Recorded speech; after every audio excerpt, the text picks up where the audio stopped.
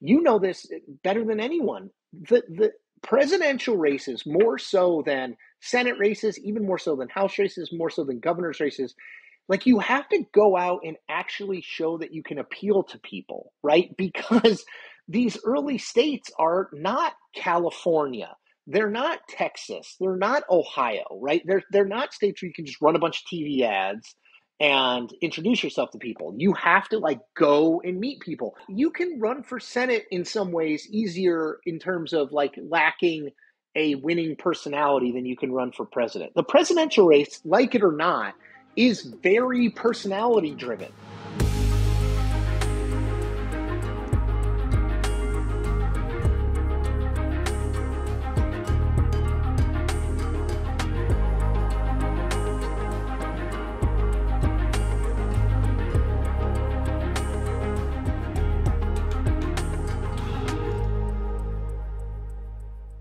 It is my pleasure to welcome to the podcast one of my former colleagues from CNN.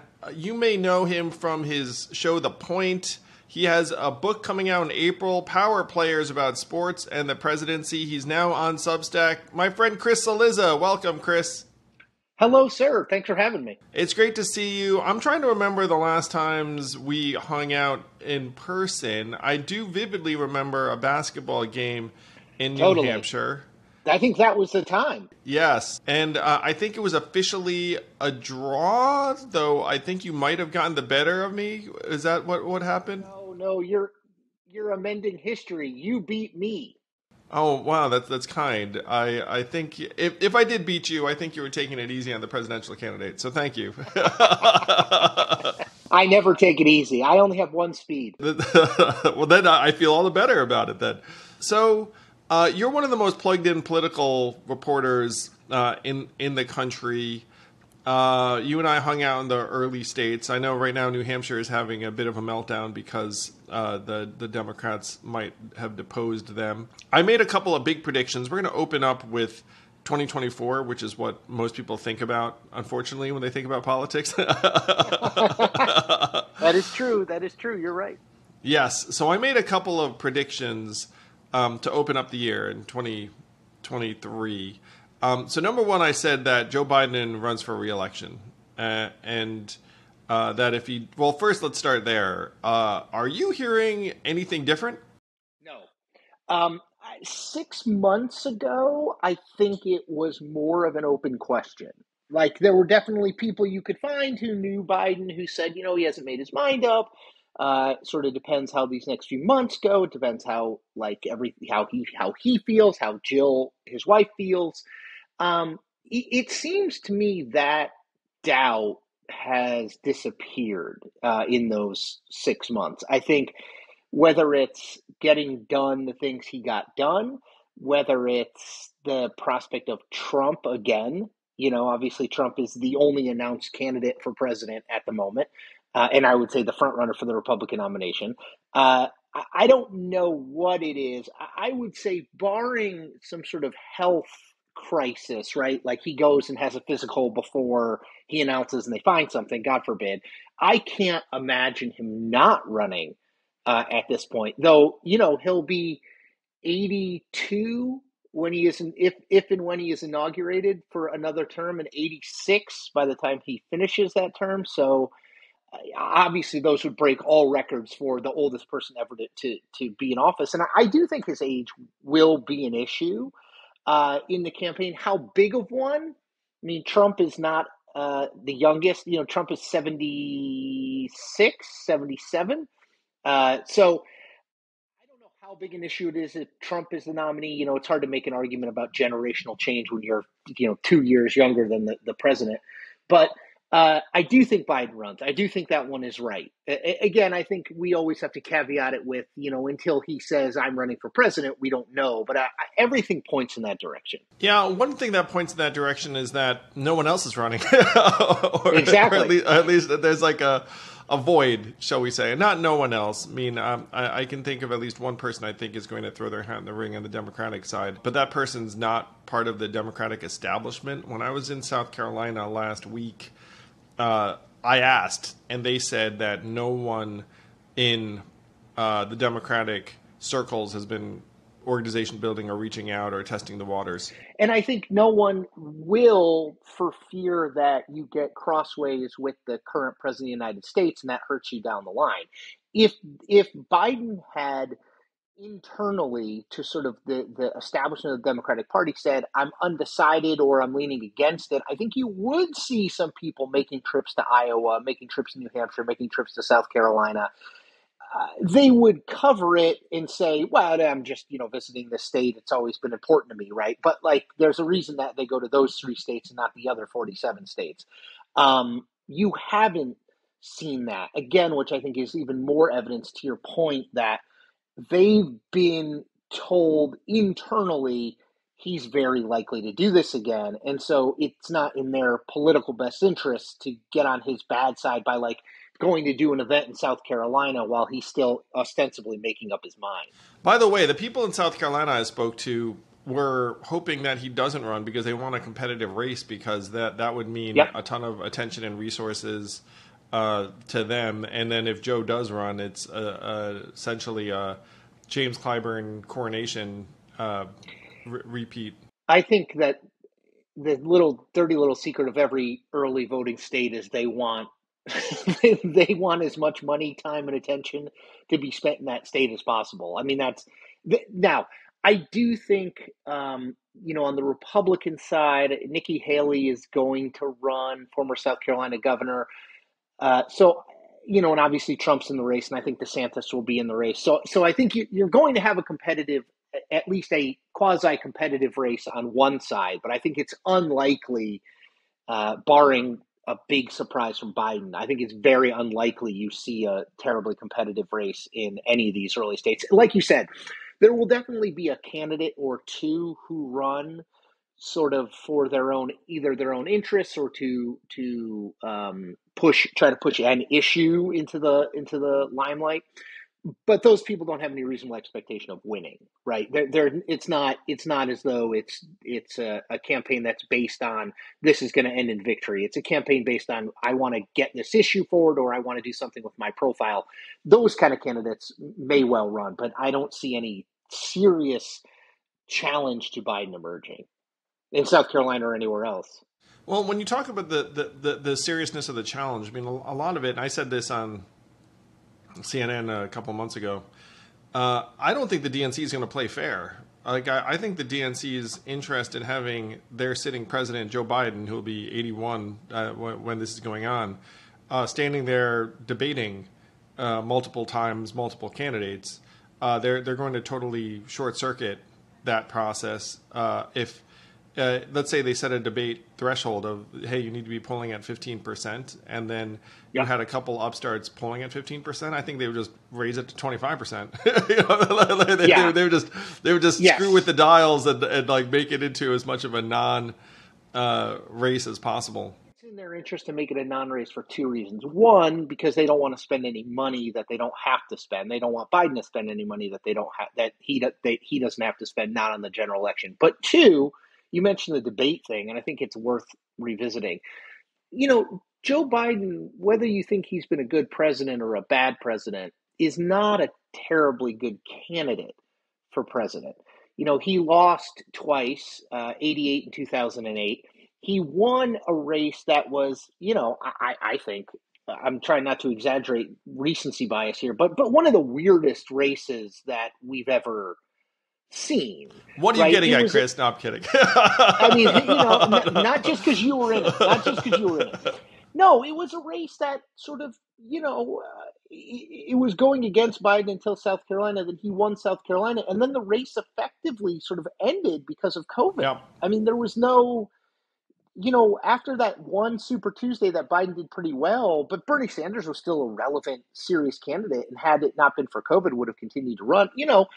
The race kind of ended in early March 2020. And so it's not even as though Biden, I mean, look, you could always argue Hillary versus Barack Obama. Look, it went all the way to the end. They went all the way to June 6th of that year, running against one another. So, Obama won that race. For Biden, I don't know how well he wears as a candidate. I think he's not a great debater.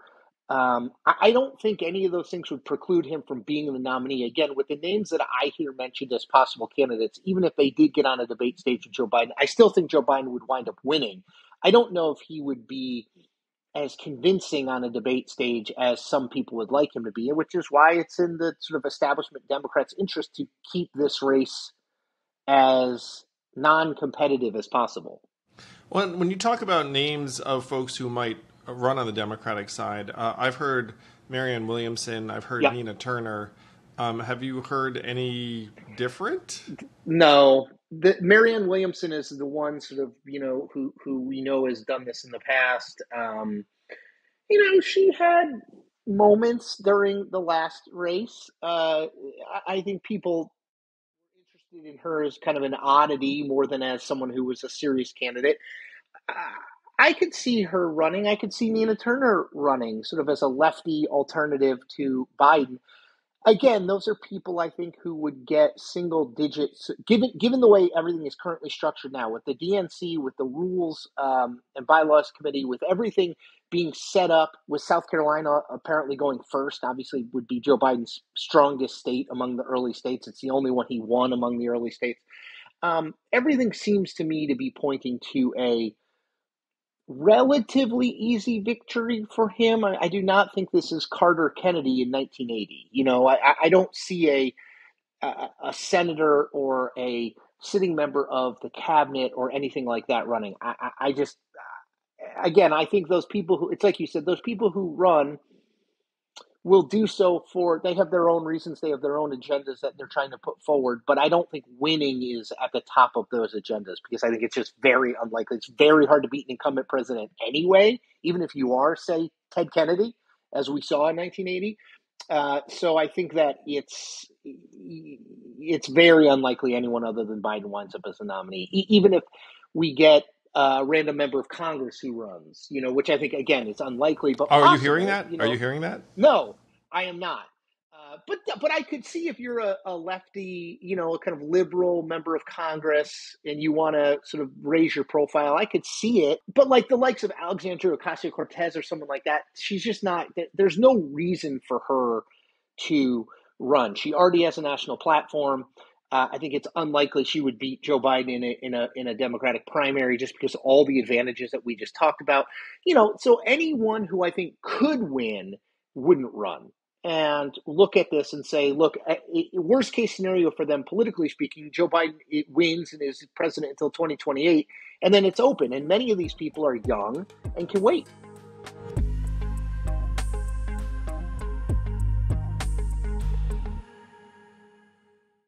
I've always been a mattress guy. It's one reason I'm so thrilled that this podcast is sponsored by Helix Sleep. Helix Sleep is the future of mattresses. You take the Helix Sleep quiz at their website and get your perfect mattress fit in under 2 minutes. It takes a little longer for them to get that to your door, but when they send it to your door, you get a 100-night free trial. I know, it's crazy. That's over 3 months. And then over a 10-year warranty to try out your new Helix mattress. It's become the go-to mattress for my kids in the house, and they have a few mattresses to choose from, but they just always seem to find this one. You don't need to take my kids' word for it. It's also the #1 mattress pick by Wired, GQ. Imagine that job, just trying out mattresses for magazines, but it's #1. And it's #1 for a reason. Helix is offering up to 20% off all mattress orders and 2 free pillows for our listeners. Go to helixsleep.com/yang. This is their best offer yet, and it won't last long. With Helix, better sleep starts now.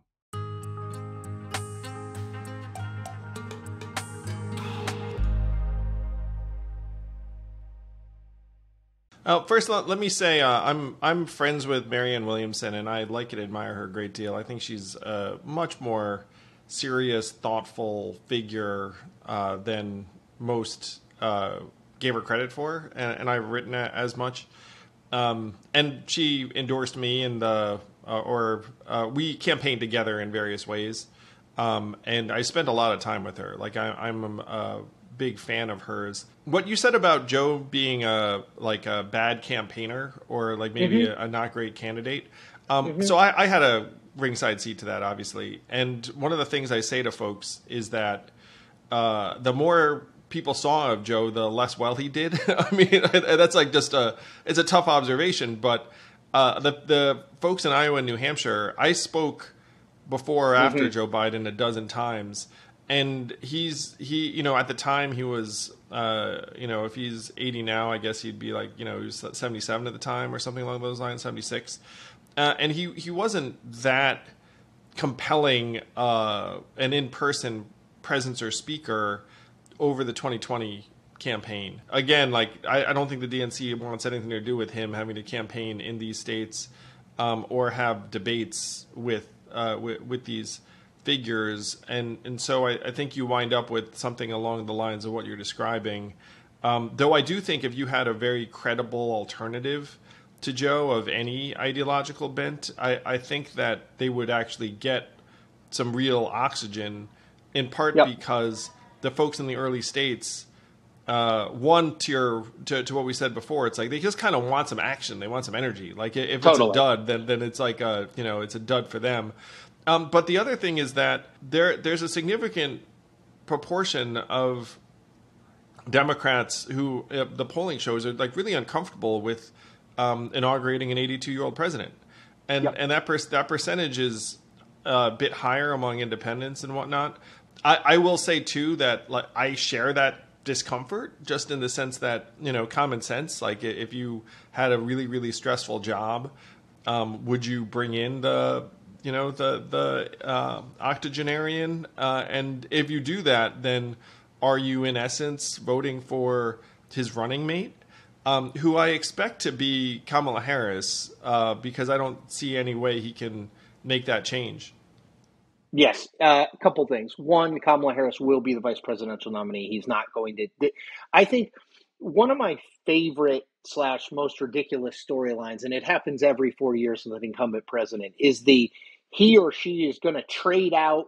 What's a he? I guess because we never had a female president. He is going to trade out the nominee for vice president. That this is the time that it's going to happen. And every 4 years there are stories about it. It's going to be they're going to move in someone more popular. They're not getting along, and every 4 years it winds up they nominate. I mean, yes, vice presidential nominees were swapped out in the 19th century. In the 20th and 21st century, it just doesn't happen. And so I think there will come a time, because there always comes a time every 4 years, where there will be a story or stories written about like tensions are high between Biden and Kamala Harris, and will they potentially? She's not popular enough, and will Biden swap her out? But no, he's not going to do that. She's going to be the nominee.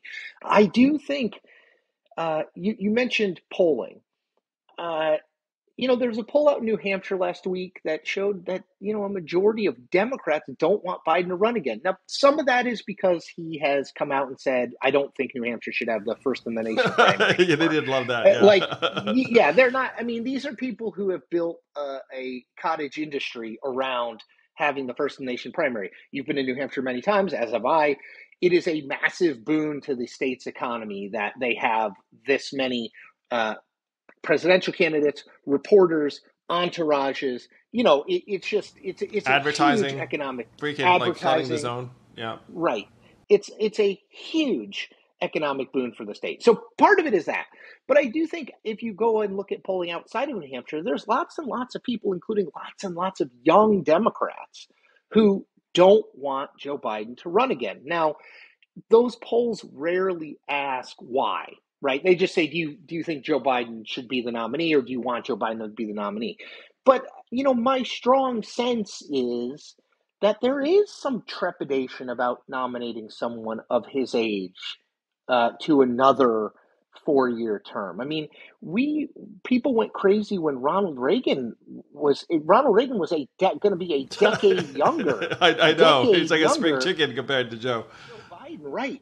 And so, I think you're right. I mean, I think there is again, if Biden didn't have control of sort of the reins of the nominating process, which he does, in which, incumbent presidents generally do. It's not like he's unique in this. But if he didn't have the full reins of the nominating process, is there a lane where you could run as a sort of generational change that, look, Biden did a lot of great things, but, the future of the Democratic Party can't be an 82-year-old man who will be, in his mid to late 80s by the time he by the time he's finished in office. Like that's a case that there is some polling data, at least, that suggests there's interest there, again, particularly among younger voters, younger Democratic voters. So it's one of those things that I think there's a constituency for it. I'm just not sure there's a candidacy or a candidate for it. Yeah, in part because of what you said before, which is, look, if you are an up-and-comer, you're not going to ruin your relationship with the current president and most everyone of importance in the DNC by thrusting yourself into this race, which is one reason why I think that Joe's going to declare for re-election, and then everyone is going to say, Joe, he's our guy. And get behind. And when I say everyone, I mean everyone in the Democratic establishment is going to say, Joe, he's our guy. And I think that the Democrats end up having some version of buyer's remorse when the clock ticks forward to 2024, and Joe is running, and maybe there are some economic problems. Maybe he's facing a younger, more dynamic candidate than Trump. But this is what I think is going to happen. I personally see this as a deeply unhealthy process where, and the common sense is like, I just don't think this is great.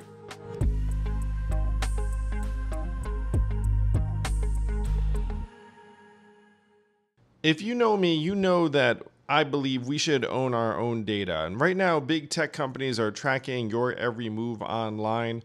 One way you can improve this situation is to use ExpressVPN. I like ExpressVPN and use it on several devices. You can use it for under $7 a month. After all, I don't want my personal data to get accessed for the profit of someone else. Plus, I like being able to access content from around the world. Just literally tap one button on your device to turn it on and you're done. No more big companies snooping around my business. If you don't like big tech tracking you and selling your personal data for profit, it's time to fight back. Visit expressvpn.com/yang right now to get 3 months of ExpressVPN for free. That's expressvpn.com/yang. Once more, expressvpn.com/yang.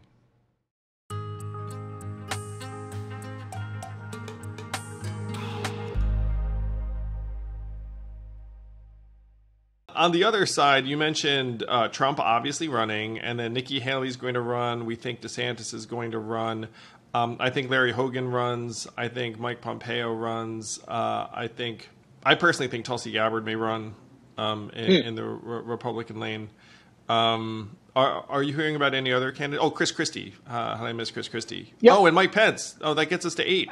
I was going to say Mike Pence for sure. I think that's the bulk of the serious people. Tom Cotton, the senator from Arkansas, took himself out.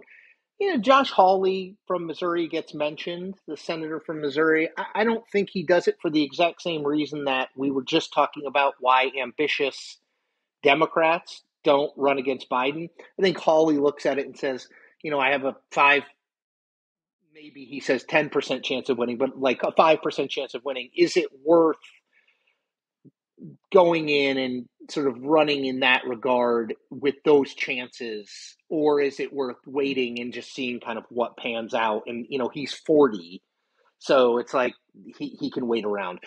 Same thing with Marco Rubio. I think he would like to run for president again. I don't know if he will this time. I could see Ted Cruz running again. He was the runner-up in 2016 to Trump. I'm amazed that the race came down to him and Trump. I mean, I think it just speaks to sort of the wackiness of the Republican Party that you had Donald Trump and Ted Cruz as the final two. I would not have predicted that. Not just actually the wackiness that undersells it. The lack of power of the establishment to choose candidates in an open primary race, because Donald Trump ran expressly as the anti-establishment candidate. Ted Cruz was someone who the establishment hated. for shutting down the government over Obamacare, for sort of what they viewed as his grandstanding, political grandstanding. The fact that he eventually became the establishment candidate was, I mean, No spoke one to the likes that fact guy. that Everyone's down. I mean, the fact that such a deeply personally unpopular figure ended up becoming he was the second. He finished second. Yeah, he was a runner up. I remember. So I could see him running again. I think, until proven otherwise, I think the polling should be trusted broadly, which is the race looks like a race between Trump and DeSantis, with everybody else kind of trying to benefit from what is expected to be those two going after one another. And I do think, look, Trump, I just wrote about this. Trump doesn't really have like a policy agenda to talk about. He doesn't have a real vision. I mean, to the extent he has a vision, it's a very dark vision, but he doesn't really have a vision for sort of like America's next steps. The way that he runs these campaigns is he just kind of savages whoever's in front of him, right? Like first it was Jeb Bush, then it was Marco Rubio, then it was Ted Cruz, then it was Hillary Clinton. Like that's what he does. So, I think he's sort of waiting around for DeSantis to get into the race, and I think it's why you see sort of a lack of energy around like Trump's campaign so far. He's been in the race inexplicably. He got in November 16th, 2022. I have no idea why he did that, other than potentially to make it harder to indict him. Because it's, he's an active presidential candidate. It made no sense from a political perspective. He's the front runner. I thought it was to curtail or short circuit legal proceedings and maybe just scare off candidates, which his launch has been very poor, and he seemed for the most part disinterested and one note. Himself kind of low energy, strangely enough. And yet it still seems to have worked on the level that you haven't seen other Republican candidates declare. There was a recent story saying that no one wants to be first because they're going to get gored by Trump, and then they're talking maybe have a bunch of us declare at the same time, so it's harder for him to do it to all of us. Which, by the way, I found to be farcically ridiculous because if you're a non-DeSantis candidate, I think you need the time to get out there and make a case before the oxygen leaves the room. I totally agree. I think if I was Nikki Haley or Mike Pompeo or even Mike Pence, I would get in sooner rather than later. Agreed. For that exact reason. Yeah. Once DeSantis gets in, which I think will probably be over the summer, once DeSantis gets in, the race becomes DeSantis versus Trump. Right? It's all these two warring titans and two visions of the Republican Party, or generational clash, whatever. It becomes a race that's told through the two of them. I think you have to get out and make it, even if Trump is at 50 and DeSantis is at 30 and you get yourself to 15, 10, like you distinguish yourself in some way. You're not at 1 or 2%. You get to 10 or 11 or 12%. Then at least the race is written about as Trump and DeSantis, and let's just say Nikki Haley sort of as the alternative to that. And then if they start fighting with each other, as certainly Trump will do, and I would assume DeSantis will respond in kind, but as they start attacking one another, then you're a credible alternative for people who are sick of that. I'll also add, if you're not Trump or DeSantis, and you're at, I think the Nikki Haley is at like 5 or 6%. Pence is at 8%. No one is above that other than the two of them. Like, you need that time, to your point, Andrew. You need that time to like build support. Yeah. You need that time to raise money to introduce yourself to these early states, like to build a national infrastructure that can support. Like that, if you get some momentum that can support that momentum. These things, I think people always say, like, I can't believe the presidential race is starting already, which I understand, and I think is a natural reaction. At the same time, the logistics of running a national campaign are significant from a financial perspective, from just building the campaigns in the states, and it takes a bunch of time. It also takes a long time to get known. Yeah. you're running for months and months and months, and you think like, of course people know that I'm running, but then you find out they don't. You know, No. you need to have it takes a lot of time for people to recognize a name and say, oh, let me go to an event with them. I mean, I'm sure you had this experience. Oh yeah, I declared in February of 2018 in the New York Times, and no one cared about the 2024 race that early on. But it was the right move because I was finding early adopters and doing podcasts and grinding out events and also honing my message and figuring it out. Like my team was getting their act together because my team was not exactly comprised of veteran political operatives.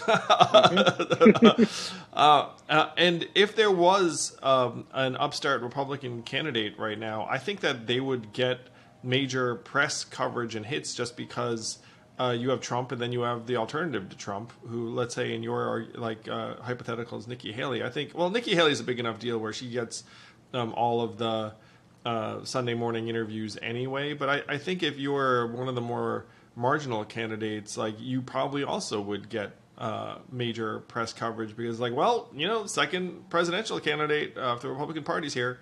Absolutely. And there's I mean, I do think there is, and this doesn't mean he won't be the nominee, but I do think there is some Trump fatigue, both in the Republican Party and in the country more broadly. Like, I think in the Republican Party, there are a number of people who are ready to have someone other than Donald Trump in front of them at all times. And, you know, Trump's shtick, and it is a shtick. I mean, you know, he's only kind of gone deeper into it over the last 2 years, right? Like the election is stolen and everyone is corrupt and everyone's out to get him and the country's going to hell in a handbasket. Like, you know, someone with a message that was more optimistic, more forward looking, just different from his message, I think has, you know, would, to your point, would get attention just because it's not Trump. And I think there is a group of people out there. I mean, I think this is what explains DeSantis being so sought after at this point. Is there's a lot of Republicans who just are tired of Trump and are on the hunt for whatever the next thing is. I think DeSantis has filled that void to some extent, but I think there's still an open debate about who the Trump alternative will wind up being. And again, everything about DeSantis right now is just purely potential. He hasn't gone out. Most people, I don't think, even those who say they are for him, most people have not seen a Ron DeSantis speech in full, gone out and seen him campaign, seen him be attacked and see how he responds. You know, I mean, a lot of it is just based on like, well, he won overwhelmingly in Florida and he's against woke politics. You know, it's like very vague ideas about him that are popular within the Republican Party. But like, you know this better than anyone. The presidential races, more so than Senate races, even more so than House races, more so than governor's races, like you have to go out and actually show that you can appeal to people, right? Because these early states are not California. They're not Texas. They're not Ohio, right? They're not states where you can just run a bunch of TV ads and introduce yourself to people. You have to like go and meet people. Whenever New Hampshire goes, it will be in the early stages of the race. You know, there's an expectation there that you have to go and meet people and campaign and show sort of how you do. Iowa is the same way. South Carolina is the same way. Nevada is harder because geographically the population lives basically in Vegas, but there's some in Reno. Like they are grassroots campaigning states, no matter what order they're in. And on the Republican side, they're not trying to change the order. So you're going to have Ohio, New Hampshire, South Carolina. You know, these are states where you have to show and prove it. And, you know, DeSantis hasn't done that. Yeah, and by many accounts, DeSantis isn't the most naturally winning, personable retail No. politician. You know, he actually, I think, performs better in large scale media than if he's just hanging out with you in your hall. He doesn't seem to enjoy glad handing or donor wrangling or any of that stuff. He's sort of imperious. He comes in, he delivers his message, and he walks out. And you know that that's a huge part of, again, you can run for Senate in some ways easier in terms of like lacking a winning personality than you can run for president. The presidential race, like it or not, is very personality driven. Just because you look good on paper, if you go out there and you stink or you just kind of don't connect with people, that plays a role. And I think DeSantis has also benefited, by the way, from a slew of positive press. Oh yeah, It's he's more or less a media creation. I mean, But at this everything is point, like, about who like, isn't a media creation? that's true. But I do think look, you have not seen, and you will see, right? You will see this, but you have not seen the deep dive into sort of Ron DeSantis's personal life, financial life, stuff he did as governor of Florida that is controversial, stuff he did in the House when he was a member of the House that was controversial, relationship with Donald Trump. Like everything at this point is Ron. If you had to ask someone who likes Ron, they say, "Well, he fought critical race theory in Florida schools, and he's against woke politics," which is a really good place to be in the Republican Party. It's just there has to be more there. There will be a deeper dive into who Ron DeSantis is. That's why when people say like, "Oh, he's going to beat Trump," like it or not, Trump has already had that deep dive. Nothing seemed to sort of stop him. Remember, I mean, he has run for president twice before. He has. It is hard for me to imagine a story coming out about Donald Trump between now and the 2024 election where people are like, "Oh, that's it." Like, no more. I can't possibly support him now. You know what I mean? So much has come out about him already. And I think DeSantis has yet to go through that sort of process. I think Nikki Haley has. None of the other ones have, right? But none of the other ones are currently sitting in as much of a catbird seat as Ron DeSantis is. He's exactly where you would want to be. He's in the 30s. He's behind Trump, but sort of has a very favorable opinion among Republican voters. He's going to be able to raise a bunch of money. He has a base in a state that is a significant electoral powerhouse. So there's a lot going for him. I just think we know the way this process works. Once you get to the point where it looks like you might be the nominee, the scrutiny becomes much, much, much more significant. And not every candidate can sort of bear that. And I think it remains to be seen whether he is a candidate who can. And I think to your point, like there are intimations that come out of Florida that he is not warm and fuzzy, that he is not someone who people on a one-to-one basis, right? Like he's at a coffee shop in Iowa. He's not someone. He's awkward. He's not a right? schmoozer. He's not like right. your conventional like fraternity president or any of that jazz. Right. And so, again, you can argue, well, the process shouldn't be about that. It should be about policy. But like the process, at least as currently constructed, is heavily personality driven because those early states are so sort of grassroots, door-to-door focused. And I think it is an open question how he wears there.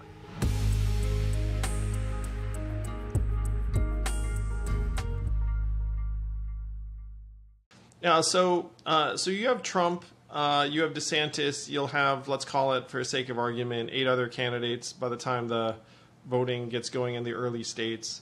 I agree with you that there's a lot of Trump fatigue everywhere. At the same time, I also agree with you that might not stop him from becoming the nominee. And the math I look at is that he only got 30 to 35% of the primary voters in 2016. And then the other 7 candidates split the rest of the vote. That was enough for him to win. A lot of the Republican states have winner-take-all primaries. So if you win by a smidgen, you get all the delegates. Yep.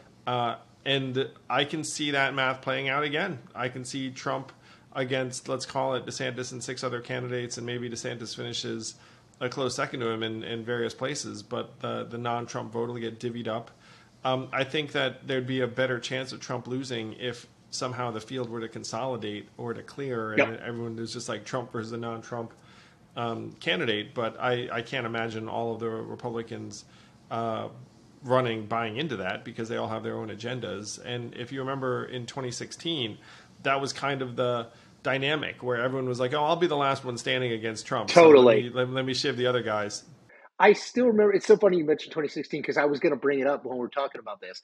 I still remember there was a story.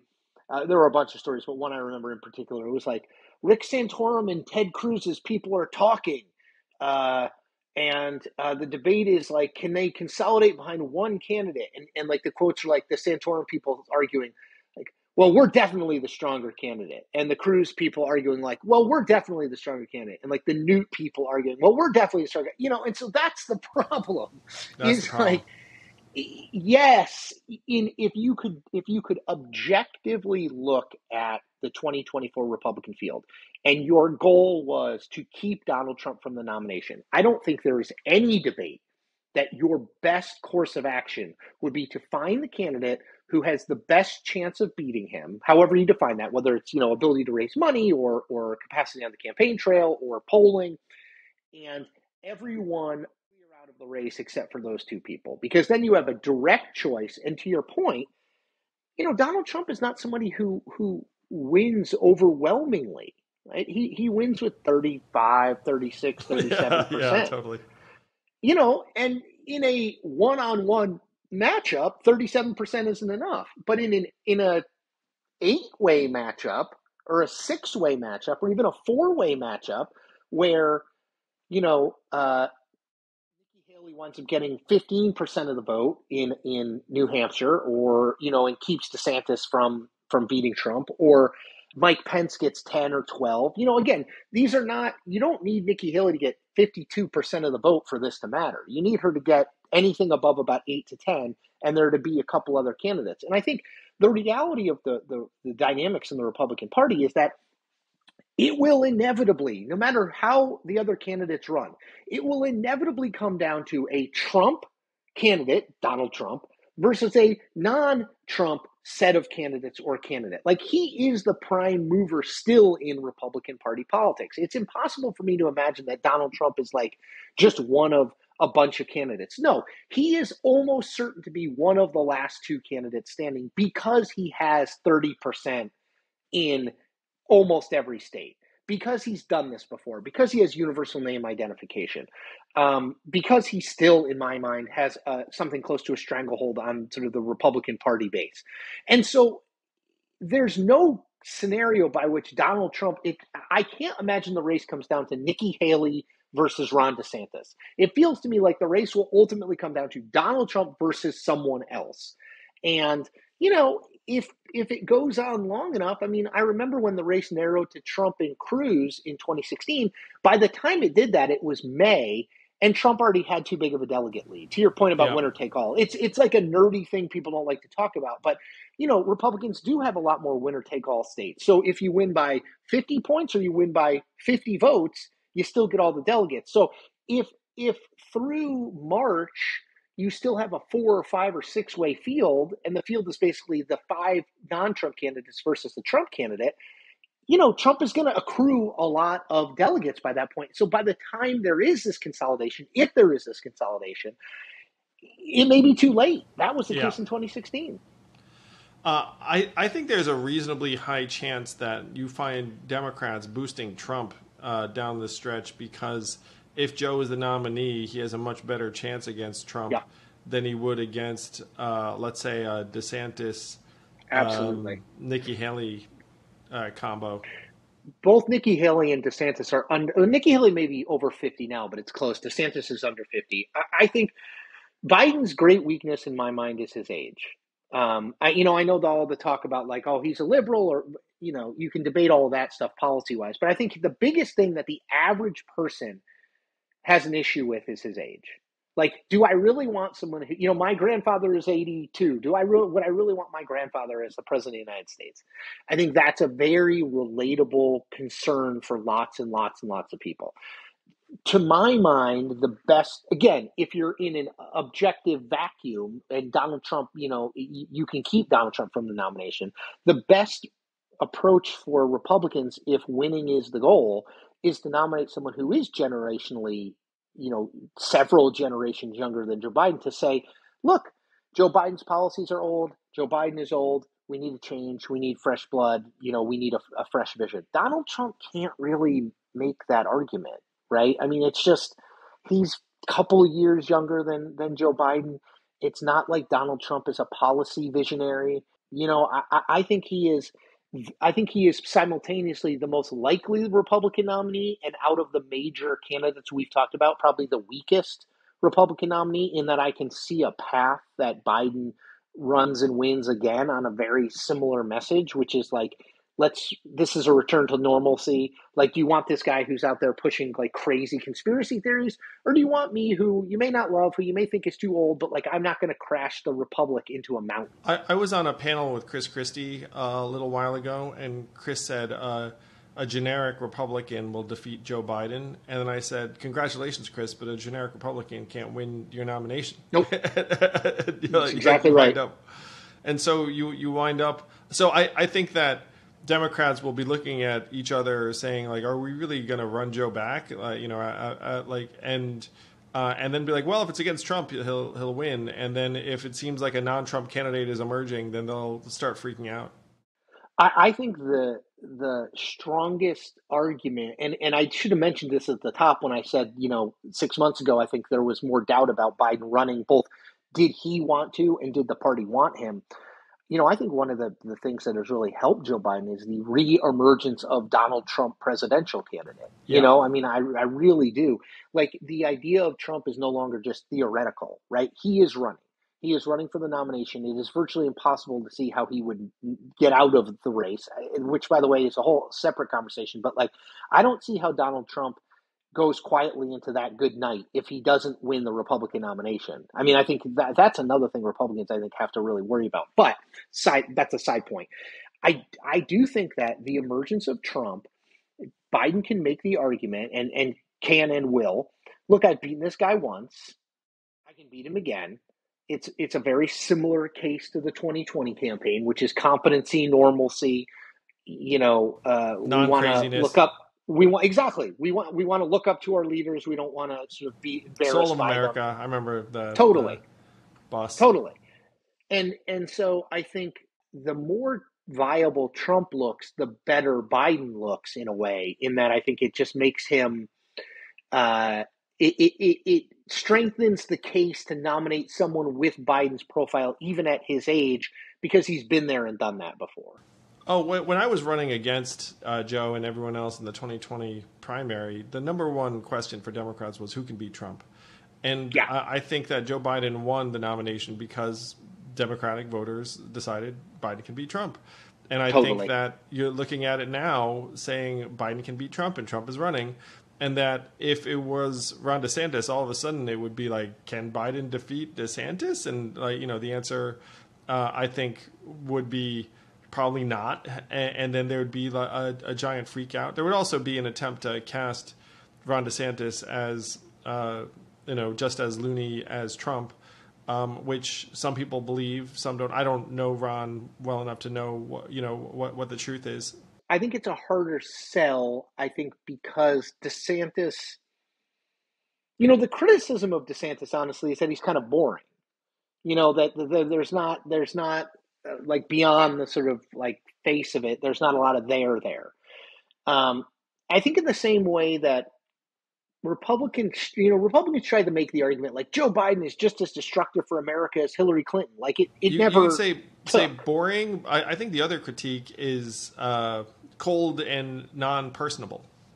And that is more dangerous to him. I just think like being called boring is not necessarily, if you're the party's nominee, is not necessarily the worst thing, because I think it's harder to vilify Ron DeSantis than it is Donald Trump. I think Donald Trump gives it to you on a platter in terms of things he says, things he does, things he's said and done in the past.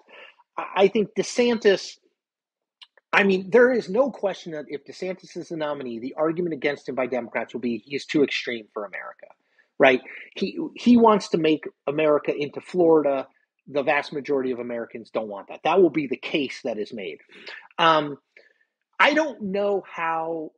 We'll see, again, with DeSantis, I think so much of it is we'll see, but we'll see how he wears that label. Again, I think Republicans tried to brand Joe Biden as an extremist who is going to take America backward rather than forward. He was just Hillary Clinton, but a man, blah, blah, blah. And like, while that extremist kind of you can't trust them attack worked on Hillary Clinton, it didn't. It was kind of like, well, it's just Joe Biden. Like you can argue he's like been in the Senate, he's been in the Senate too long. The caricaturing doesn't really work as well on Joe because most Americans kind of have a sense of Joe and what his deal is.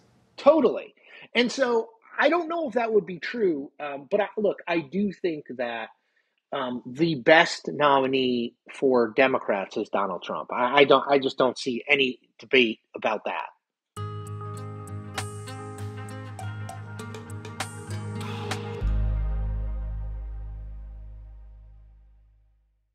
By the way, Joe Biden, always a very winning human being on the trail, charmed me and my wife. Jill is great too. I mean, when you talk about the personality of a politician or a president, Joe Biden definitely had that winning. Totally. Yeah, and loves glad handing. Yeah. Genuinely likes people, likes interacting with people, likes expressing comfort or sympathy. So it sounds like you and I are aligned that on the Democratic side, most likely nominee is Joe Biden. It sounds like both of us think that there's a reasonable chance that Trump emerges as the Republican nominee again. If it's not him, then it's probably DeSantis, though a lot can change, and DeSantis hasn't been vetted. And I have been through a crucible. Like it's a weird one where you don't know how a candidate's going to respond to the crucible of being in a presidential race until they're in it. So you just don't know. I mean, there were points when there were all sorts of folks who were front runners. No, but I think that's really important is like, you, when you announced, had some sense maybe what you thought running for president would be like. But like when it got more serious, when you started to get like people actually responding to you, it's a different thing, right? It's a different thing for sure. And that's a process that you can't know until you do it. I think that's one reason why there are a number of these candidates on the Republican side who haven't taken the plunge, because it's actually you might not know this, but I've seen other candidates too. Same drill.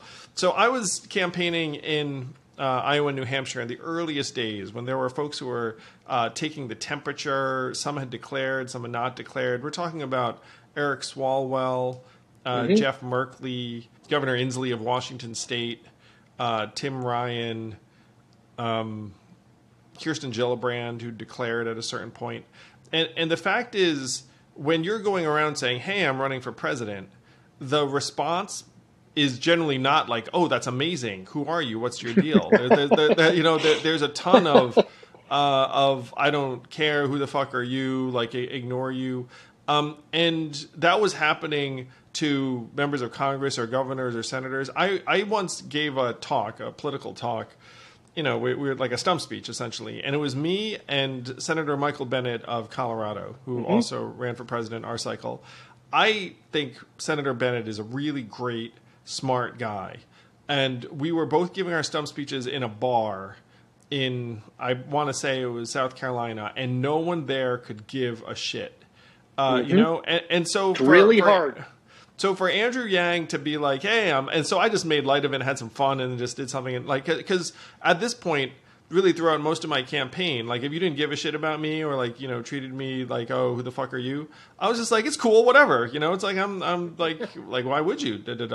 But if you're a former governor, you're a former secretary of whatever the heck, if you're a member of Congress, sitting you senator. Go out. Yeah, and then you go around being like, hey, I'm da-da-da, and people are like just blowing you off. There's something there's something very difficult about saying I'm running for president and then folks responding to you like you're full of shit. Which, by the way, like even like a gajillion of these former officials, they get that.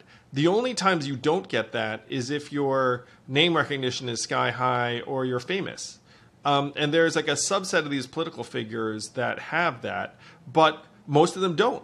Like if Governor Larry Hogan walked into a random bar in New Hampshire or Iowa or South Carolina, no one would know who he was. By the way, nope. Governor Larry Hogan, I think he's a very, very smart, personable guy.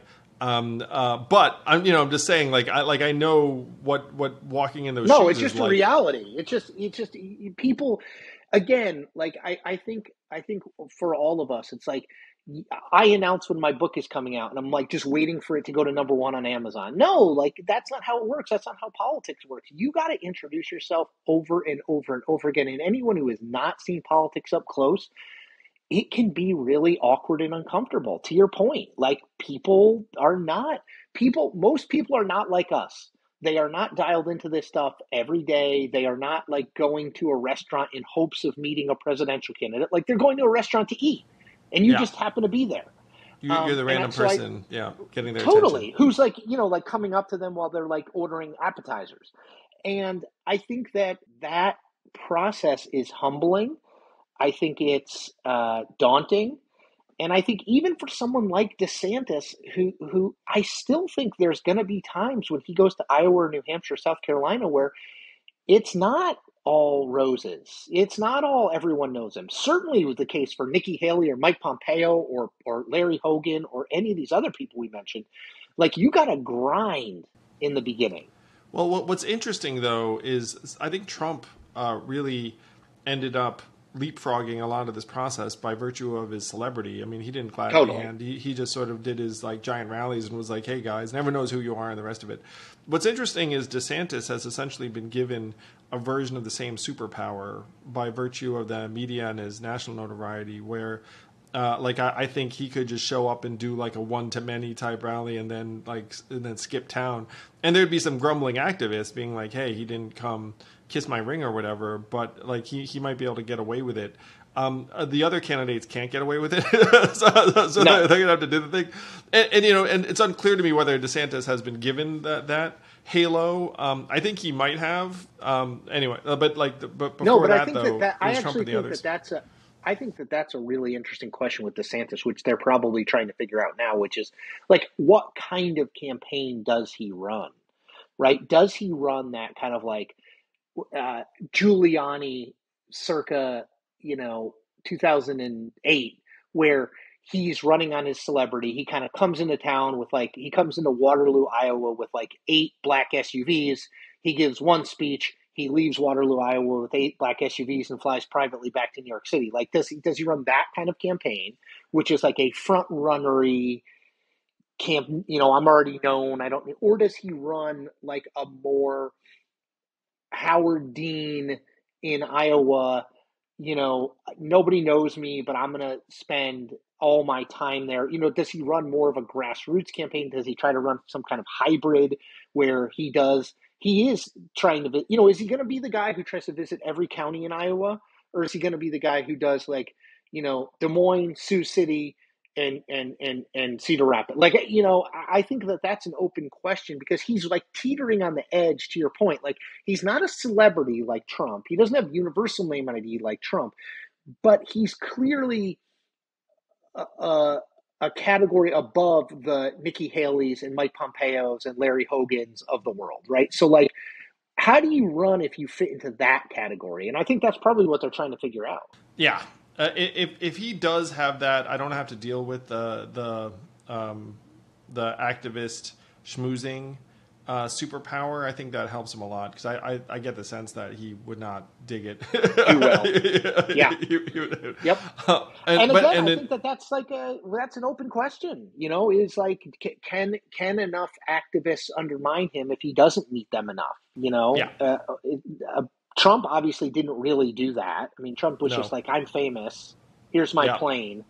Here's a big rally. So I don't know how warm a relationship Trump has with the activist community. But again, I do think like DeSantis is in a uniquely good position, but a unique position in that he's clearly not the front runner, but nor is he kind of in the like really have to go and grind out, every county in Iowa, go to New Hampshire 65 times crowd. So like, what does that look like as a campaign? So you and I agree it could be Biden-Trump, the rematch, or it could be Biden versus someone else. But if it is Biden-Trump, I saw one poll that said 58% of Americans would want an alternative to those two candidates.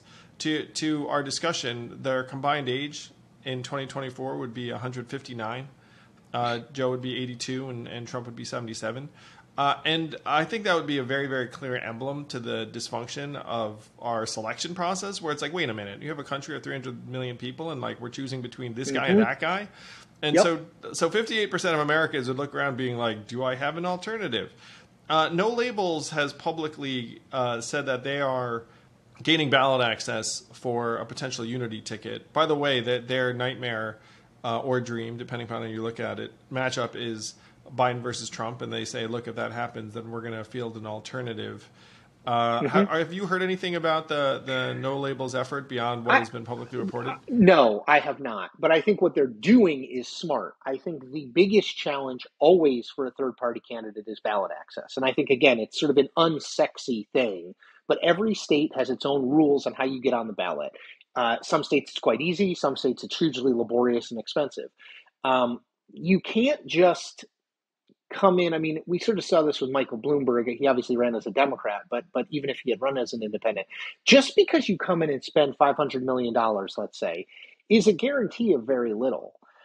You have to be on ballots. You have to have some party infrastructure. I think that's one of the things people overlook. It's like the Democratic and Republican Party infrastructures are hugely ingrained in the process and how it works. And so I think I think ballot access is the first priority. I think you then have to get on the debate stage, and to do that, you have to be relatively well funded. I mean, look, we're not that far removed from Ross Perot in 1992. And I always remind people, Ross Perot dropped out of the 1992 race, then got back into the 1992 race and still got like 22% or something. There is a path there. I think it's just you have to do the unsexy things now, which is ballot access, which is trying to find a candidate that can qualify for the debates, whether that candidate is a quasi-celebrity, however you can qualify for the debates, but you have to get on that debate stage.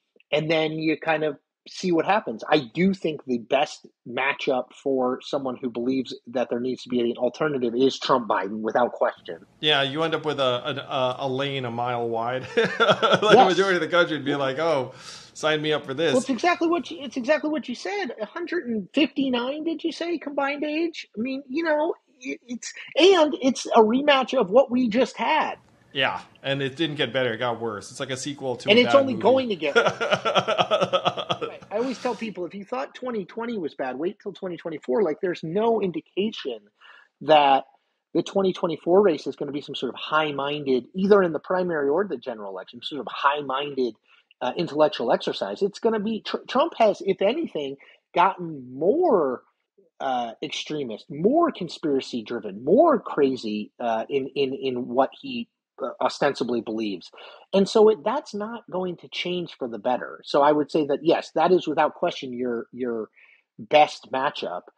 Again, though, I think it is the logistical things. It is ballot access. It is finding a candidate that you think can make it. To your point, Chris, it's the candidate. If you had the right candidate, then I think it opens up a lot of eyes and minds very quickly.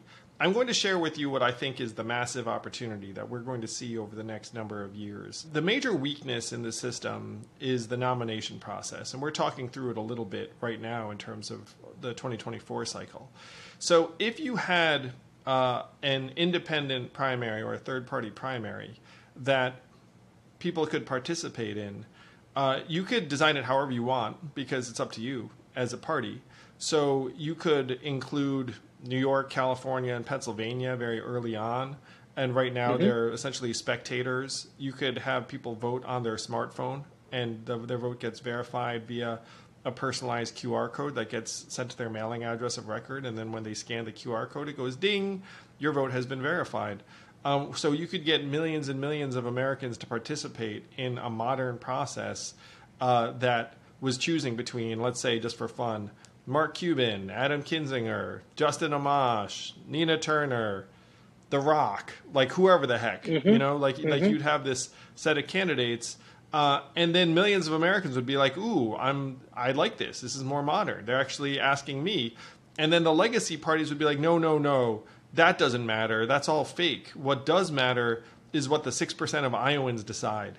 and then the average American would be like, wait a minute, like Hmm. because the legacy nomination processes, we all kind of were like, oh, that's the way it's done. But then if you were presented with something that was much more modern and Different. accessible and Hmm. lowercase d democratic, then you could, especially now because a lot of the control of this process, you have the parties with very antiquated nomination processes that, by the way, I participated in, so I can say it with some authority. And then the second thing is you have the media saying no, like this is what matters, this is what matters, and then both of those things are getting less and less credibility over time. Like the number of Americans who now say they're independent is like 42 to 50%. It's about twice what who say that they're aligned with either party. Trusted media is now cratering to it's like less than 50%. Hmm. And, Way and so less. yeah, way less. It's actually closer to maybe like 39% or something Jeez. along those Yeah. lines. And so at some point, by the way, the technology to do what I'm describing is actually already there, and you don't even need to use anything newfangled like the blockchain. You can actually just use secure internet voting, and then journalists could look at the back end and be like, yeah, they counted Chris Cillizza's vote, like the way they, Hmm. or whatever. The big variables are ballot access, which is Yeah. difficult and expensive and time consuming. No Labels is saying they're already raising and spending, I think, about $35 million on it, which is about what it would cost. And then whether you have some heavyweight candidates that decide to run. But if you have the heavyweights, by the way, if you had a heavyweight like a Mark Cuban decide to run, then anyone else who was considering running for president would all of a sudden find it much more appealing because they're like, wait a minute, I can run in a process that isn't going to put me through the ringer of either the Democratic process or the Republican process, because that those processes aren't going to give you a fair shake or aren't going to expose you to the average voter. It's just going to expose you to the base of either party. I think that's right. I think the question is, can you get all of that up and running in time to have an active candidate field in advance of 2024? I mean, I think Oh, I'm talking about over like any of you're talking about the next number of decades. cycles, or not. Maybe I'd say between this cycle and decades, because I think that's something like what we're describing. It is. I mean, it could happen in 24, but it could also happen in 28, 32, et cetera. Look, I think that the upheavals that journalism and politics have seen are still not adequately understood. I mean, I see that every day with, this doubling down on like broadcast linear television or doubling down on print. I mean, like, I think that the reality of all these organizations is the people who run them are still part of legacy media organizations or legacy political organizations. And that change rarely is going to come from above. I think change is going to come from below. I think that people are ripe for change. I think that they're sending us messages that they're ripe for change. I think the question is, can you get someone in the politics sphere? Can you get someone who encapsulates a desire, that desire for change? Ross Perot was many things, not all of them great, but he was radically different than what was on offer from the I Democratic and fondly the remember Republican Ross Party. Perot and the giant sucking sound, which turned out to be right, Yep, by the yep, yep. And way. his like 30-minute infomercials, he looked, sounded, and was different than what was being offered by the two parties. Um, I think that in a presidential race, the candidate matters overwhelmingly. Yeah. As I said before, it tends to be a vote on personality and likability, as opposed to sort of a vote on policy. A lot of people think a presidential race is like you go to the two candidates' websites or three candidates' websites and you look at the policies and you check off the ones you agree with and you add up the checks and you vote for whichever candidate has more checks. Some people vote like that, but the vast majority of people don't. The vast majority of people are like, I mean, I always point to George W. Bush. George W. Bush won not really because of any policy, but because people were like, he seems like a pretty good guy. And Biden is the same way. It was like, it's Uncle Joe. Like he has his limitations, he has his weaknesses, but like he's a fundamentally decent human being.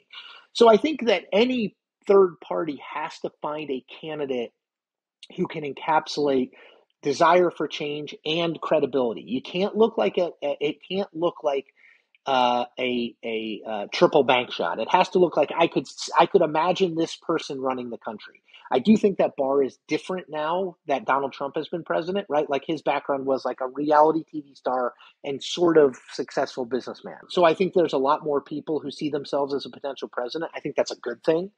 I think we would benefit from a more open process. I think in theory, an open process is manageable and doable. I think in practice, it's a little bit harder because the two parties are so entrenched and would fight so hard against it. Well, Chris, this has been a fascinating and fun conversation and a bit of a trip down memory lane for me. So you have a book coming out, Power Players, about presidents in sports. And I know that those are two things that you probably have deep interest in. You want to talk a little bit about your book? Yeah, near and dear to my heart. Yes, the book is essentially an attempt to look at the sports presidents played, spectated, and loved, whether when they were kids or when they were adults, and what it tells us about them. So Nixon, for example. Nixon was a very good bowler. He actually bowled a 227. He had bowling lanes installed in the White House. There's all these great quotes from him that have been lost to history that I found for the book about the solitude of bowling and why that attracted him, and this idea of that bowling was the sport of the silent majority. At the time, in the 70s, bowling was a big deal. It's true. Bowling was hugely popular. Yes. I mean, it's not like it is now where it's like, one person who has like a bowling league that they do every Tuesday night. Like it was very popular. Professional bowlers were a big deal. And so he sort of equated this idea of the silent majority with his bowling, with sort of his politics. Obama and basketball, it's very interesting. So Obama only met his father twice. On one of the two occasions, his father gave him a basketball, which at the time made very little sense. Like basketball was not a big deal in Africa, where his father was from. Obama had shown himself no real interest in basketball, but he has talked about and written about this idea of basketball, sort of a cultural touchstone to help him understand what it was to be African American in the United States, or to be of mixed race, to have a white mother, white grandparents, and a black father who he barely knew. So it's a lot of stuff like that. It's Kennedy in golf. It's Eisenhower in golf. It's LBJ and the fact that Lyndon Johnson, his sport was politics. Like he never showed any interest in any sport ever except as a means to an end. He befriended Richard Russell in the Senate through baseball. Russell, who was like a hugely powerful figure in the Senate from Georgia, his wife had passed away. Or maybe he had never married. I think he had never married. He would go to baseball games by himself. And Johnson, a new senator, realized that he could get in with Russell by pretending that he was really interested in baseball, even though Lyndon Johnson had no interest in baseball at all. And eventually they form a friendship that leads to many of the things that you saw in the Senate with the Civil Rights Act, Russell seeing Johnson as his protege. So it's stuff like that. I mean, it was again, they're the two things I am most interested in life, for politics and sports, and to sort of combine the two, it was really fun. So yeah, April 18th, it will be out. I will do a bunch of events around it, but yeah, Power Players, politics, sports politics, and the American presidency. Well, I need myself a copy. You can follow Chris. You will get one. Thank you. You can follow Chris on social media. And he has a brand new Substack, and I think you get videos for free. Chris Cillizza, thank you so much for coming on. Let's have you back after a couple of these characters declare. Yes. We need some actual candidates beyond Trump. Otherwise, it's too speculative. I'll come back anytime. All right, fantastic. Thanks so much, Chris. Right. Thanks, Andrew.